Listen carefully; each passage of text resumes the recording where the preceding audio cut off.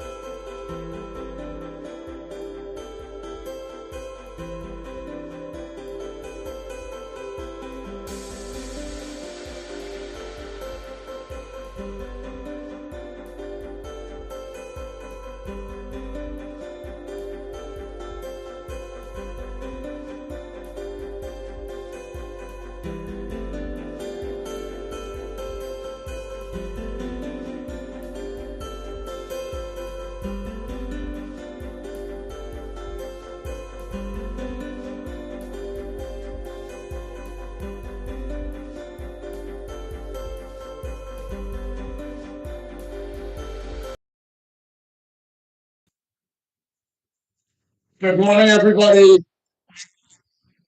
Saturday.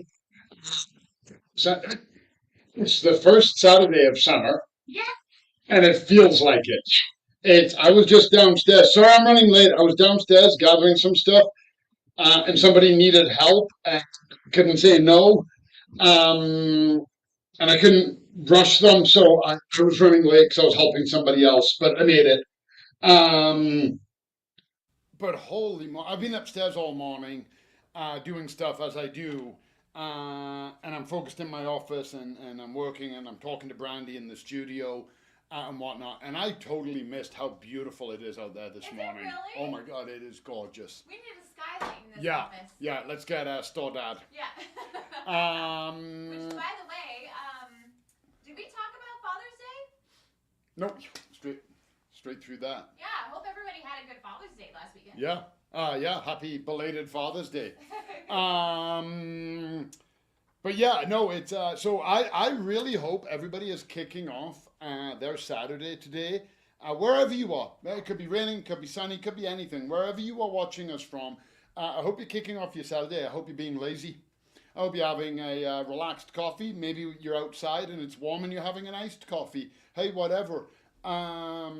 Maybe you're like Brandy and you're sitting over there having a mojito. Hey, no. By the way, if you've seen these from President's Choice, that's a summer drink. They're fantastic. Yeah, that looks like a tasty summer drink. I'm going with the coffee because I need to keep my energy up. Yeah. So yeah, if you have any questions, jump in, interrupt, save them till the end, whenever you prefer. For anybody on IG, you can swap if you want, but it's the PowerPoint. All of my notes to keep me on track is the PowerPoint. So if you're happy with the platform you're on, you can stay there. Yay. All right, so let's get into this. So again, credit where credit is due. And another amazing subject for us to tackle, and it was Brandy's suggestion. You know what? We didn't talk about Father's Day, but we talked about gardening with kids. Yeah, we did. That's kind of Father's. Yeah, of course. Quality time. Exactly. So yeah, we talked about Father's Day. I'm giving us credit. I'd be a great teacher. I'd be like, yeah, okay, sure. If you can prove that it's somehow affiliated, I'll give you the credit. Yeah. So, natural gardening. So the purpose of this is we are talking about gardening with nature. Okay, not against nature, as we have done as a species. Not we as in us. We're way too cool for that. But as a species, we have absolutely tried to exert huge control over nature in our gardens, and it doesn't really work. So we're talking about gardening with nature, but this does not mean um, just letting your garden go, like having nothing. Nose Hill is absolutely beautiful, a park here in Calgary. It needs no help from me to be beautiful.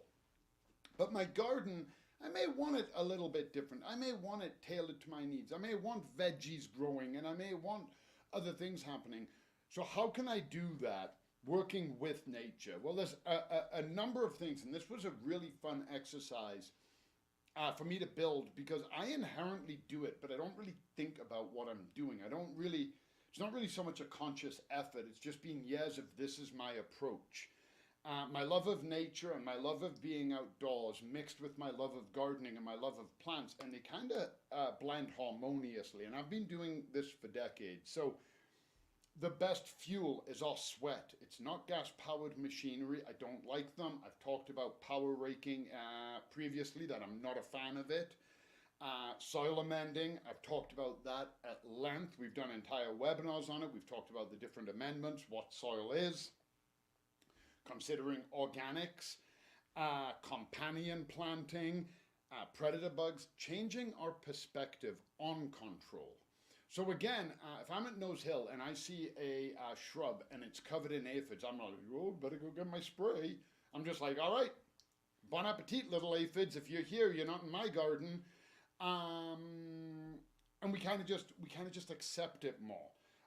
And we kind of have to bring that mentality to our garden, as in we don't want an infestation. We don't want an infestation on Nose Hill either, but we want that balance. I bet you there are tons of critters on Nose Hill that are like, excellent, it's aphid season, because they're going to go gobble them down. Rethink our lawns. Okay, and that's a tough one for a lot of people. I remember landscaping in Montreal and suggesting people get rid of lawn or rethink their lawn. It was a tough sell. Still is. More people are open to it, but it's getting there. Reuse, upcycle, and compost, which is a way wordier way of saying reduce, reuse, recycle, but they are very different. Use the free resources from nature. Plant trees and shrubs. Grow native plants, and let's grow what works. So, I found this picture when I was doing a little bit of reading into, and I'll show it for the people on Instagram. DDT is good for me, and everybody's singing, and that used to be literally how we thought. So in the 50s and the 60s, it started late 40s. It was what they called the golden age of pesticide and herbicide. They were finding all these chemicals that seemed to do no damage to the plants but just eradicated bugs, and people loved it. By the late 60s, that gold was becoming a little tarnished. People were starting to go, ooh, I'm not liking what I see. Famous line, of course, by Canadian singer Joni Mitchell, leave me spots on the apples, but leave me the birds and the bees.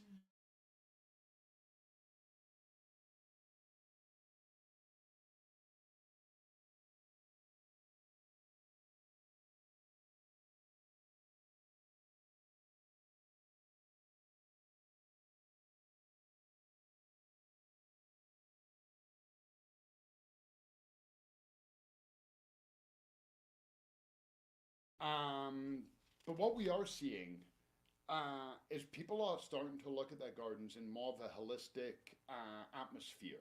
So they're not looking at their gardens being these individual aspects or an individual thing. They're starting to see the garden as a whole and starting to realize that there is a connection between the water fountain and the birds and the berries and the seed, and everything is starting to come together.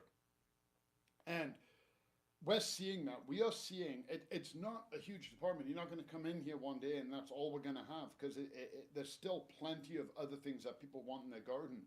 But we are seeing huge growth in lawn alternatives. We're seeing huge growth in predator bugs. We're seeing a massive interest in native plants and native shrubs and whatnot. So this mentality is absolutely out there. And again, and I'm going to touch on this at the end as well. If this isn't how you're gardening, that's okay. All right, none of this is ever to make anybody feel bad about how they're doing their garden. That's not the purpose of our webinars. I don't want somebody sitting there going, "Oh, I just went out and sprayed." Sure, fine. If my plant, my tomato was absolutely riddled with aphids, I would probably do the same. Okay, I would spray and then I would release ladybirds and I would try and get balance. It doesn't happen overnight. So I want anybody sitting there feeling like I can't attend this or this isn't for me or feeling guilty. Okay, again, these are steps that we can start taking. So how do we change? We adjust our goals. Okay, maybe our goal isn't to have a bug-free garden. Maybe our goal is to have a bug-balanced garden. We redefine success. Maybe success isn't getting 150 pounds of tomatoes. Maybe success is getting 75 pounds of tomatoes but using no chemical spray. Okay, that can be a new way that we define it. I successfully did this without chemicals and look at what I grew. That's success. Rethink our old habits. And by that I mean, I know people who walk by and they look at dandelions and they go, ugh, weeds. Why? Why? It's doing nothing. It's in the middle of a dog park. It's just being a dandelion. It's just like giving food to pollinator. It's causing zero problem. How is that a weed right there? And that's rethinking, learning that. Start learning again. Okay, I learn all the time. I learned stuff this week about plants and about gardens, and I'm like, oh, interesting. Now I'm seeing something from a different way, and I learned something, and I'm like, how can I apply that? There's no way we know it all. But back in the 40s and the 50s, oh my God, it must have seemed like magic having all of these sprays. And then we learned that they weren't as awesome as they were. So learning and exploring it, we learned that they were awesome, then we learned that they weren't that awesome. Okay, we learned two things using things like DDT. Don't be afraid to try and fail. Okay, there's no harm in it whatsoever. There's always next season. There's always this season. You put a plant, it's not working, you can transplant it, you can move it, you can try some, fertilize it, you can do something. Build on past victories, yours or other people's. You ask me a question, you go, oh, that worked for Colin, that might work for me. Okay, hey, that worked for my neighbor. My yard's very similar. That should work in my yard. Okay, and patience. Gardening is not a sprint. It is a marathon. We've talked about that. Sometimes it can feel like a sprint. Sometimes we can feel like running out of time. Spring is almost over. I got to get this done. I got to get this done. And we start getting anxiety and we start getting that feeling. Calm down. It's a marathon, okay? You can garden all through the season. It's a long season. You know, we know what's coming. I'm not even going to say the word. But for right now, it's the first day of summer. Let's celebrate that. Loads of gardening season left. So working with nature and sweat equity. Embrace the natural layout of your garden. If you have a low spot where the water runs, put water-loving plants down there. Put shade-loving plants. Build accordingly. Maybe that'd be a great area if you ever wanted to build a pond. Okay, look at what the garden, what the area is presenting you and try and work with it instead of combating it. You will always have more success, like anything in life. You will have more success finding commonality than you will trying to argue and change somebody to your side. Learning how to be harmonious is better than being divisive. Same as in a garden. If we can learn to look at our garden and be like, oh, okay, this is a heat sink. This area is blazingly hot in my garden. Well, I got a new home for my peppers and my tomatoes. That's how we approach it. We look at what will work in those areas. Diversity. We don't want to see monoculture. We don't want to see all of one crop, all of one plant. We want to see perennials. We want to see some weeds. We want to see annuals and veggies, and we want to see trees and shrubs, and we want it all to be there. We don't want everything super tight and clean and monoculture. Cover the ground. Okay, if you think about nature, think about a time when you're out in nature in the forest. Often, because I check and I like to smell it and I like to see what's happening, but I'll look at the soil. There's times you got to dig down this much mulch and leaves and branches before you're even into anything resembling soil. Because the ground is covered, it's protecting that soil. So use mulch. Get that ground protected. Think water. Okay, so think about areas that might be low spots. Think about a fountain. Think about a pond. I'm going to keep playing with this paperclip unless I get rid of it. See you later. I'm a fidgeter. Oh, you hit the bin. Did I? Yeah. Deliberate. But think about water. Think about water use. Think about rain barrels. Think about having a water feature. And again, in Calgary, realize that this subject is like a little, ugh, can we talk about this? Again, I'm talking about a marathon. That water pipe is going to be fixed. We're going to get water back. I think long term when I think of my garden. I don't think about right now. Yeah, right now I've got bins out. I'm gathering any rainwater that comes. I'm gathering grey water. I got non-potable water. I'm doing everything I can to get water to my plants and doing it while maintaining the water restrictions. Okay, but think water. It's a very precious resource as we are learning. Um, your yard belongs to nature. Okay, at the end of the day, unless you have a conservatory or a greenhouse or something that is uh, a specimen for your plants, that you're showcasing them, your yard is outside. You're going to get deer and skunks and wasps and birds and aphids and ladybirds. You're going to get everything. So learn to play with it. Learn to get in there. Eschew the power tools. Okay, and again, I'm not knocking it. If you got a huge lawn, you're like, I'm riding my ride-on mower. That is fine. I'm not saying you have to do all of these. These are tips, but hand mowing, okay, it's better. Trimming, there are hand trimmers. Use electric, but sweat equity is the best equity you can put into your garden for a balance, for cleanliness, environmental. I'm not a big fan. I have a leaf blower. It's an electric one. It's a little one. I use it maybe 4 or 5 times a year. That's it. Everything else, I'll either do by hand or I cut my grass maybe 5 times a year. Okay, I let it go. I don't care that it's shaggy. I don't really care I don't care what my neighbor's opinion. I've never once knocked on my neighbor's door and said, "Give me your opinion of my garden," because I don't care about their opinion. It's my garden. So that's what I look at, and let's not use those easy sprays. Let's not look at a problem and be like, "Oh my God, I need to get Killex, Roundup, bug killer, whatever it might be." We may need them. We may, absolutely. But the amount of times I've gardened and landscaped and the amount of times I've used chemical sprays, if I could map that out, the ratio would be alarming. They are not as needed as we are kind of conditioned to think they are. So amend the soil. Right after this coffee break. This coffee break brought to you by the Helpful Gardeners. Nice. Nice plug there. I know, right? I'm like, hey, there we go. Speaking of which, I will plug it on the webinar too. That's our podcast. That's mine and Brandy's podcast. That is 100% a labor of love, and we love that it's growing and that we're picking. We've got friends in Louisiana and in Australia, in Pakistan who listen to us, and we love them all. And in Calgary, that's everybody. Calgary, I believe that's our number one target, our number one audience, right? Yeah. Yep. So, but we've got people all over the world, and we love you all.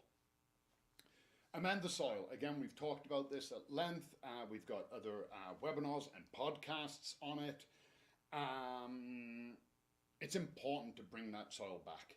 A lot of times our soil gets depleted. People don't amend it. They don't know how to amend it. But bringing that soil back is the best way for your plants. It is literally the foundation of a garden.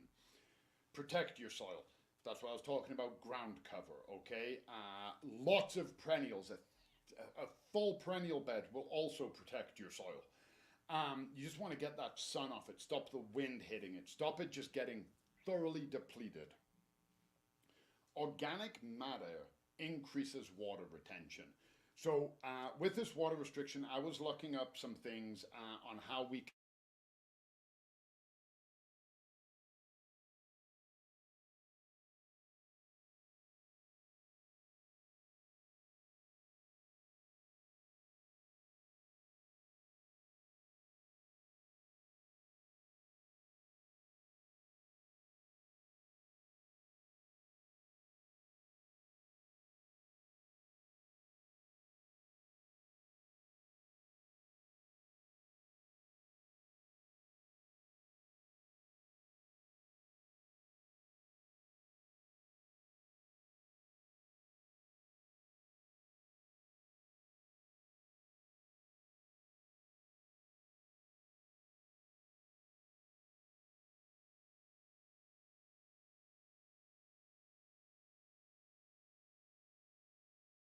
that's why I say amend that soil and amend it every year, amend it throughout the year. Soil gets depleted. Getting those amendments in, sea salt compost, worm castings, um, canomaze, I'm name dropping here, I don't care. Biochar, getting that stuff into the soil is absolutely fantastic. Thinking organic, we did an entire webinar on that. Organic helps build quality. Organic is actually better for building up the soils, especially when we're talking in fertilizers. It boosts positive bacteria and microbial activity. So you look at soil, it just looks like soil. It's dirt, as a lot of people call it. There is so much happening in that soil. In 1 cubic inch of soil, there is so much life, so many microorganisms, nematodes, bacterias, and they're all making the plants grow healthy. Just like, hand sanitizer, sure, it has a place, but we shouldn't be using it all day, every day. We need healthy bacteria. There's good stuff that has about. We hear bacteria very rarely as the first thought in our mind. That's awesome. Like bacteria is good, but it is good. There is absolutely healthy bacteria. It helps soil aeration, which helps gas exchange. We want that. We want a more aerated soil. Will help pull moisture down. It won't be as hydrophobic, and it allows gases to exchange. And using organic will actually help plant immunity. It'll help against bugs. It will not stop it. It will not cure it. It helps plant immunity. So let nature help you with nature. And what I mean when I say that is instead of fighting, instead of seeing aphids, ants, whatever, and going, oh, I have to eradicate them, look at what the bigger picture is. Look at what's happening. Maybe there is something that can help you there. Companion planting. So one of my favorite things to mention in companion planting is the Three Sisters. And this was a native method of planting. And it's been around for hundreds and hundreds and hundreds of years. And there's ways we can tweak it for our gardens. Doesn't have to be these three. But Three Sisters were corns, beans, and squash. Okay? And the corn would grow nice and tall. The beans would climb the corn. The beans would leach out nitrogen. The squash would eat that up. So would the corn, so it could grow. And then the squash would grow along the ground, forming a ground cover, protecting that soil, keeping the sun off of it, keeping weeds out of it. And all three of them would help each other grow. So the beans are feeding the corn, which is growing upright, that they're climbing, and they're feeding the squash, which is doing a ground cover and making sure that everything can grow and retaining moisture. Phenomenal. People do it with sunflower, peas, and zucchini. Okay, there are ways to kind of look at that and go, hey, how can I make that work in my garden? So letting nature do it, having those companion plantings. Basil and tomato, they go great in the kitchen together. As a sauce, oh, forget about it. That simple tomato basil sauce, delicious. Sliced tomato and basil in a sandwich, oh, forget about it. But they also work really good in the garden. A lot of bugs don't like the oily and the smell of basil, so you can plant it with your tomato. Now, I know that can be tough in Calgary. Basil does not like cold rain. We get cold rain. So I know that might not always be the easiest one in Calgary, but there's plenty of places where basil grows amazing. Aphids hate garlic. But garlic, basil, tomato. I feel like I'm just building ingredients for a delicious sauce. Next page will be like, making your own sauce. But I am getting hungry. Another way to do it as well, and I've talked about this before, is a sacrifice plant. Okay, nasturtiums next to your cabbages for the caterpillars. The caterpillars will eat the nasturtiums, will leave your cabbages alone. Plant all of your cabbages, put some netting over them, put another cabbage out there, and let all the caterpillars and bugs eat that one. Sacrifice one, it's one cabbage. Okay, give it up, because those caterpillars tend to turn into things that pollinate for us. So a number of years ago, there was a big thing about the monarch butterfly. It was in trouble because people were killing monarch butterfly caterpillars because they didn't want them eating the leaves. Leaves are a food source, not just for us, for bugs. People are like, well, there's not as many monarchs. I wonder why. Fiddlehead ferns. I remember there were areas where they were being eradicated because people were going and cutting them to eat them because they enjoyed fiddleheads. I don't particularly enjoy it as a veggie, but a lot of East Coasters do. You could buy them in the bag and they fry them up with butter and they eat them and they think they're delicious. And then I literally had somebody say this to me one time. They were like, I used to come here all the time and pick fiddlehead ferns, and now you don't see any.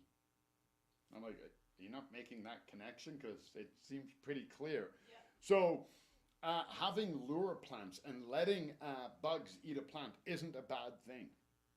And what about bugs? Okay, let's talk about bugs. Pollination. Okay, right there. Boom, done. Done and dusted. You could end it right there on the benefit of bugs. Everything from actual pollinators to Brandy's favorite term, the dirty pollinators. Yeah.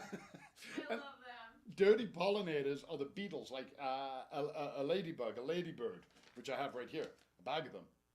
I think they're crawling around because they got warm. If I bring that up to the camera. Yeah.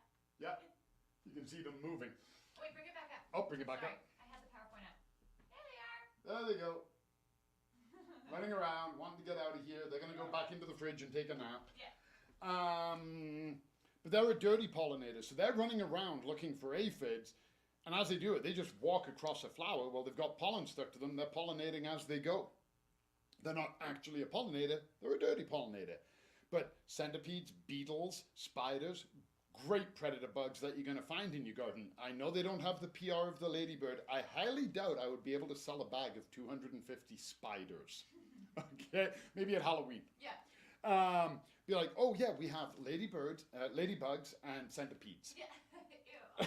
Ew. Ew, right? Getting a reaction. Wasps. Not many people like wasps, but wasps love to gobble down aphids. There are braconid wasps. We can't even see them. They sting, they paralyze the aphid, and they lay their eggs in it. That's pleasant, but that's what they do. Other wasps do that for us. Now, we don't like them around us, but there are ways we can hang up a waspinator. Wasps are territorial. Take a brown paper bag, put something in it, roll it up, and hang it up, and the wasps go, oh, that's a nest, and they leave. But if you do have wasps and you don't have a nest and it's not a problem, they're okay. Yeah, they can sting. Sure, they can. But they're not that bad. Okay, I don't mind wasps in my garden. They get close to me. I just kind of brush them away or ignore them. Normally, they go somewhere more interesting.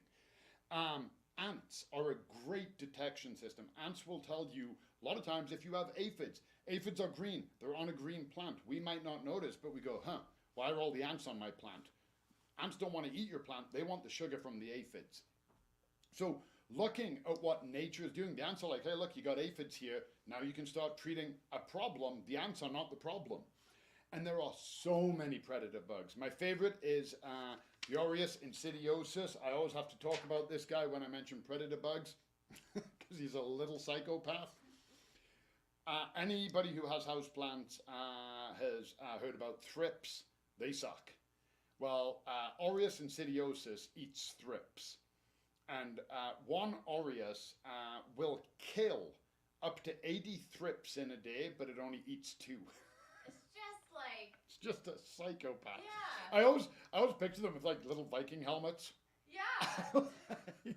Like just like marauding through, just like you're in my way. Yeah. Ah. They're like real MVPs. Yeah, and then at the end of the day, they're like, I could use a bite to eat.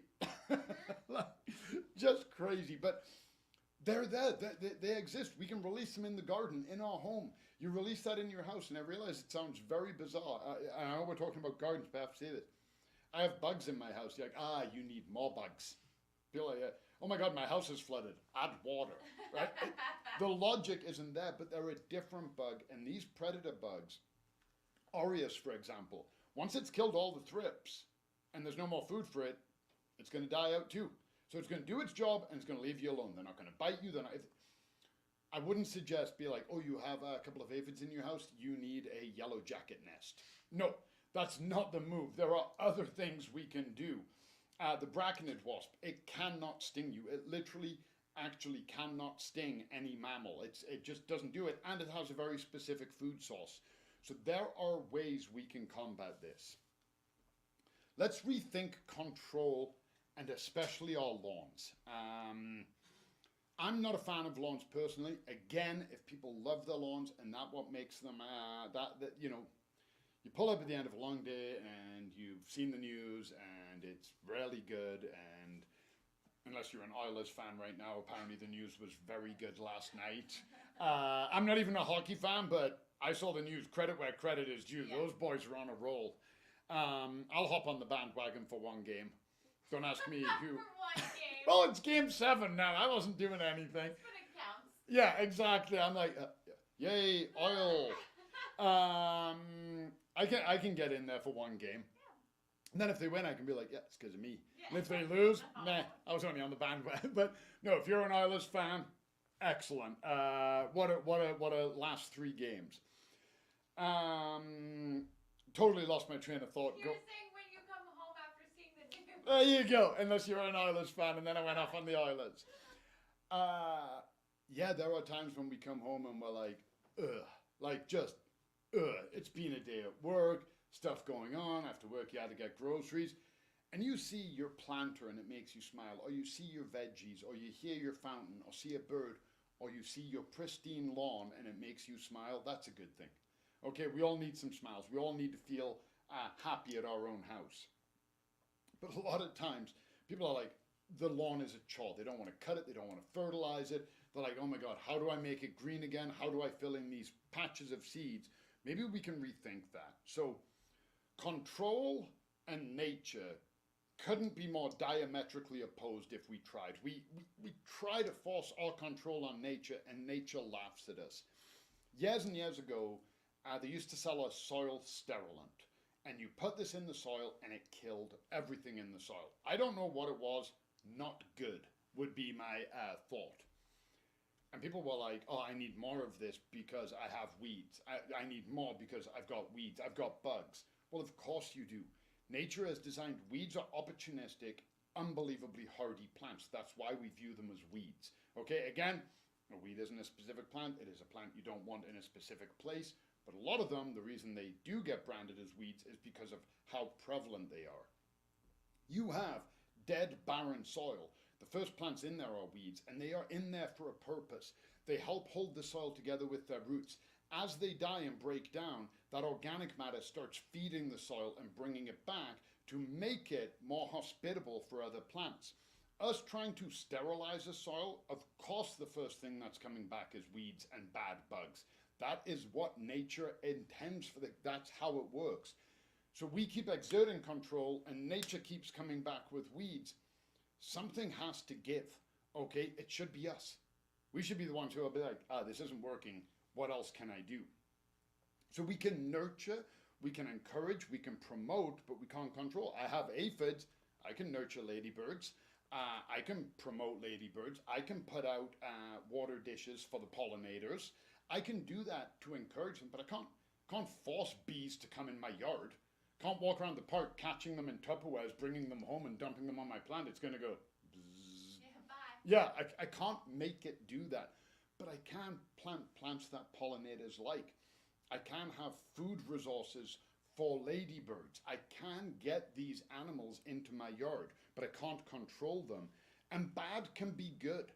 Perspective matters. People go, oh my God, this water restriction in Calgary, perfectly timely example. Sure, get some grey water, rainwater on your tomatoes, on your annuals, they need it. Okay, but your perennials and trees probably don't. We overwater, and a little bit of adversity isn't a bad thing. Trees start wilting, their roots are looking for water. We give them a drink, they perk up, we let them wilt again, and it makes them stronger. I've said it before, the strongest humans are ones that have faced adversity. I'm not talking like brutal, like trauma and wars and stuff like that at all, but I'm saying, you know, a lot of times you hear stories about people who have become adults. They've never faced any adversity, they've lived a life of privilege, and the first time they meet adversity as an adult, they fold because they don't know how to deal with it, much like our plants. Okay, so a little bit of bad is actually good in the long run, okay? We can't protect them from everything. Letting them have some bugs, they have a disease, we treat it, we get it there, it will help them. They will get stronger, okay? And I say here in the PowerPoint, this is my note. Again, this isn't like something written down. These are, so if you're following and you read it, and I've just said what I said about lawns, and then my point is lawns are not great, okay? They're great if they make you happy, but as working with nature, lawns aren't great. They're a bit of a desert. Okay, they're a monoculture, they're a monocrop. A lot of times people are cutting them with gas-powered mowers. There's no catalytic converter, it's a two-stroke engine. It is just pumping out greenhouse gases. people spend a ton of money and resources and potable water on keeping this lawn alive, and it doesn't really do much. Okay, that's why I'm not a fan of lawns. Okay, that's why when I see a lawn, I'm not like, oh, that's great. I don't like it. They have a place. They absolutely have a place. You have kids, you want them to play in the backyard on the lawn. I get it. Okay, no problem. They make you ridiculously happy. You love it. I get it. No problem. But a lot of times, like I said, people don't like them and they can be replaced with better options. I said at the beginning, lawn alternatives are fast growing. Sedum, thyme, clover, right there. People are getting rid of their lawns and putting down rocks and mulches and putting in perennials. There's somebody around the corner from me, and they've just started. I'm very interested to see where they go with it. But they're starting to put raised planters and planting veggies on their front lawn because of where the house faces directly south. It's bathed in sunlight, and now they're putting planters on their lawn, and their grass is shaggy, and they're obviously not caring about it, but they are caring about the food they're growing. So we have my lawn. I call it a lawn, but it's not. It's naturalized. There's clover, there's dandelions, there's plantain, there's creeping bell.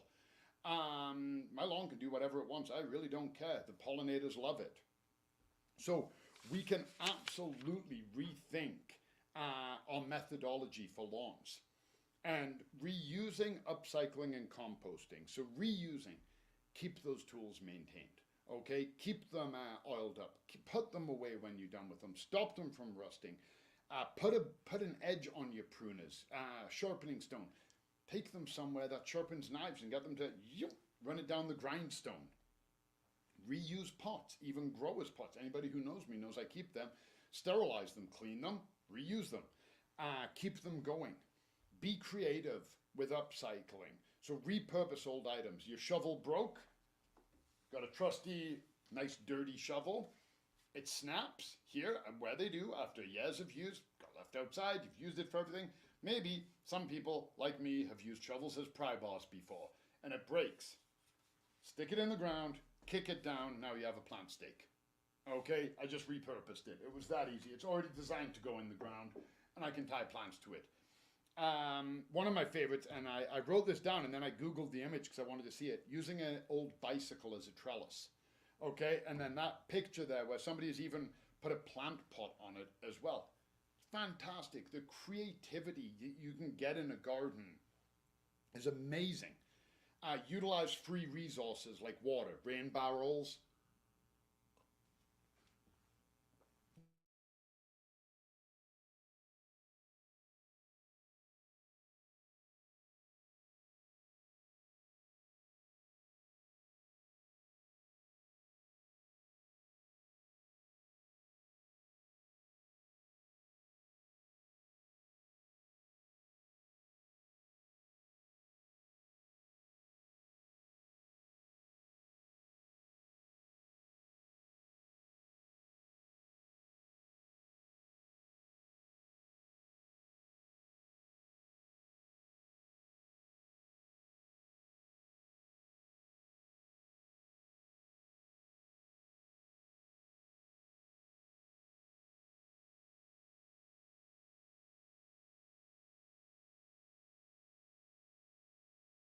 Um, Brandy and I talk about this frequently about leaving a winterized pile for the bugs, and then when we do spring cleanups, taking 972 pictures of ladybirds because I'm so excited to see them, and occasionally centipedes. The difference is ladybirds are easier to get a picture of. This is why, because I pick them up and they're on my finger, and I go ooh, and I move my finger. Centipedes are harder because they're running away, and I am also running away. Yeah. So I'm like click, click. But no, centipedes, I don't mind them. I will pick them up to move them out of my way because I don't want to hurt them when I'm turning the ground. But I don't want a centipede running around on me. No thanks. It gives me the willies. I don't hurt them. I don't kill them. But I won't pick them up like I do with other bugs. Best bugs to pick up, though, the ones I love are praying mantis. Oh, no, you pick them up? Oh, yeah. Oh, yeah, all the time. Just praying mantis will stand there. And you go, oh, okay, it doesn't move, and you pick it up. When they do move, they're a predator bug. Predator bugs tend to move fast. When it decides it's going to move, it is going to move. I had one in Greece. It was about that big. I had it on my hand and I was like, oh my god, that's so cool. I took some and then it flew directly into my face. I dropped my phone. Oh my gosh, it flew in your face? Yeah. Oh yeah. They fly? Yeah, they. Oh no. Should we move on? Yeah. Build areas for wildlife. I get it. People don't want skunks on their property and whatnot, but skunks love to come out and eat slugs. They really do. If you have a dog, you might want to weigh that up. I would absolutely weigh not having a skunk on your property if you have a dog. I have a dog. My dogs have been, not Jimmy, but dogs in Montreal got skunked at point blank range. It was absolutely very not pleasant. But things like toads. There are toads here. Building toad houses. That wetland area we were talking at the beginning. Some upside down pots. Some wood somewhere for the toad to live, and oh my god, they will eat so many slugs. They love them. So working with wildlife again instead of against it helps us. It really does. Trees, shrubs, native plants, and growing what works. That is a very, very large mouthful, but I'm not going to talk at length about the importance of trees and shrubs. We all know it. Okay, we know how important they are. They give shade, they give food, they help stabilize the soil with their roots, they keep our houses warmer in the winter, cooler in the summer. They're just awesome. Okay, they house birds, they have carbon capture, blah, blah, blah. We know how amazing they are. Same with shrubs. Again, plant in the space available. So if you have an area that is 3 foot by 3 foot, don't plant a shrub that wants to get 6 foot because constantly pruning it isn't the idea. Find something that'll fit in that area. Maybe something that gets to 4 foot. Might be a little cramped, but it'll fill the area. We don't want to be constantly, again, we're not exerting control. We want the plant to kind of fill the area.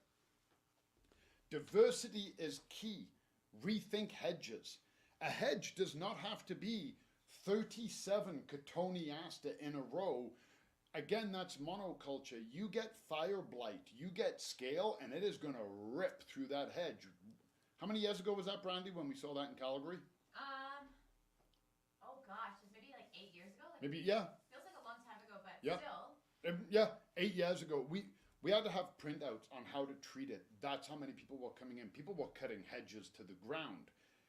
It is going to be harder for that to spread if you've got a cotoneaster, a lilac, a rose, a dogwood. You've still got a hedge. Call forester grass. You still have a hedge. You still have delineation.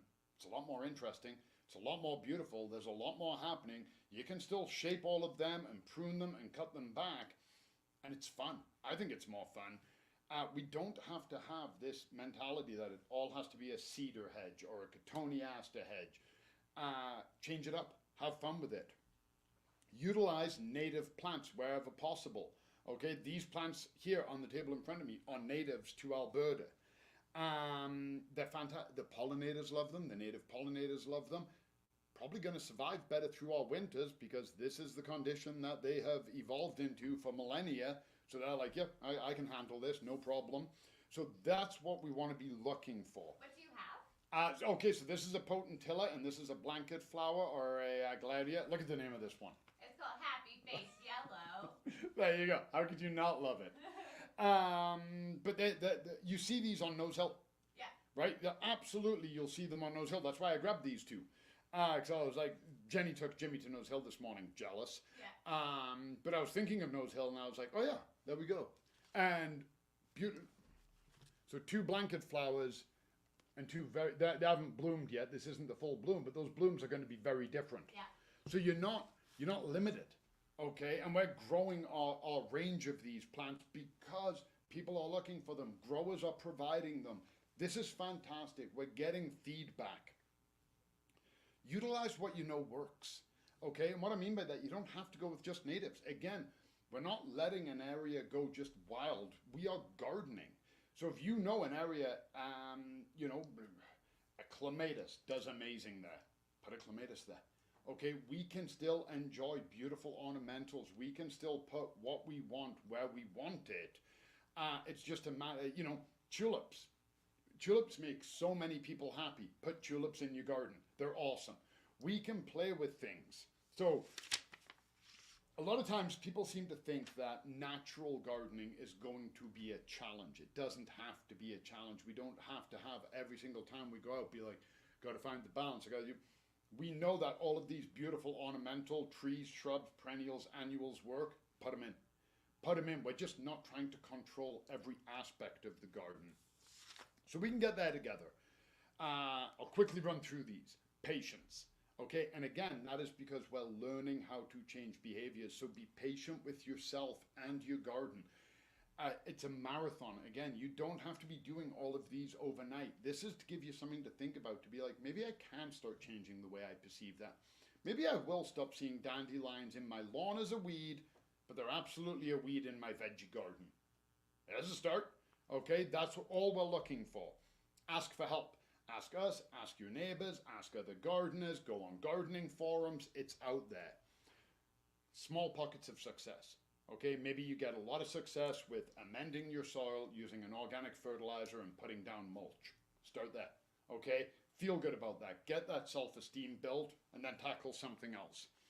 It's never too late to start. It's never too late to change your way. It's never too late to be like, you know what, I'm going to try and not use Roundup or Killex this year. Put the bottles down and grab a weeding spike. Okay, sweat equity. It's never too late to make that change at all. And it doesn't have to be an all or nothing mentality. It doesn't have to be like, well, I can't do it that way, so there's no point doing any of it that way. It's absolutely a point. Small pockets of success. Sometimes we need to step off the path, okay? And that might be, sometimes we don't want to use the chemical sprays. We didn't in Montreal, but there were times when we had to. Come in, whatever, particularly bad, yeah, maybe an area untreated next to a natural area, like totally natural wild area. You come in and every single rose is suffering and you can't even see the stem because they're just crawling in aphids. You might have to go to a spray. We might have to. But we're not blanket spraying because we saw 2 aphids. Okay, we're not spraying maybe because there might be an aphid that we didn't see. We're doing it because there's an infestation. So we go, okay, we correct that behavior and then we step back to the balance. Okay, so that's okay. It doesn't. There are times when you see plants dead on Nose Hill because of disease or something like that. Again, we're not recreating that. We are gardening. We're just trying to give up those methodologies of like, I have to control every aspect. We are still going to be out doing our garden. We're just changing the way we're perceiving it. Water is incredible. Water features, rainwater, having a pond, all of that kind of stuff. That is an amazing resource. Running water brings in more birds, brings in more pollinators. It's a great sound for us to help calm us. It's proven that. That's why people like to sit at the beach and listen to the tide. Rainwater is better for our plants than tap water. There are so many pluses to the water. Birds, bats, skunks, they can be our friends. They really can. I love all of those critters. It's worth it. It is absolutely worth it for you, for your health, for the challenge, for the enjoyment, for the planet, for the kids. The list goes on and on and on. I am firmly in that camp because I've done it and I've seen people doing other methodologies of gardening. This is my camp, and it's because of the education, because of what I've seen, because of what I've learned. This is where I base myself. And you can still have fun. We can still have our pretty plants, and we can still put up our hanging baskets, and we can still try and grow a sunflower in a 2-gallon pot. And we can put cosmos in big pots, and we can do whatever we want. We can have fun. We're not trying to recreate a wild, untouched area. We're trying to make a garden we can enjoy that goes hand in hand with nature. So I hope you enjoyed that. I'm very passionate about it. I love it. Thank you for being here. I hope you enjoy your Saturday. If there are any questions, I am standing here for the next minute. Yeah, pop your questions if you have any in the chat below, and we'll go and try to answer them for you.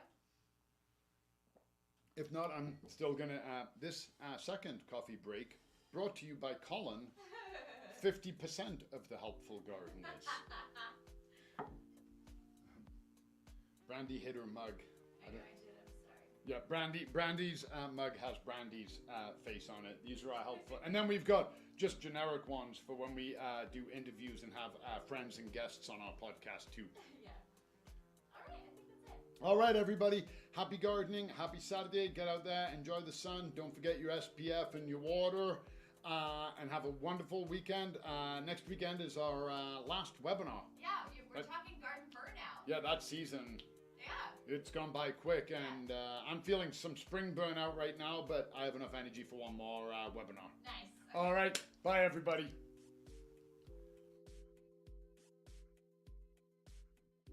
Okay.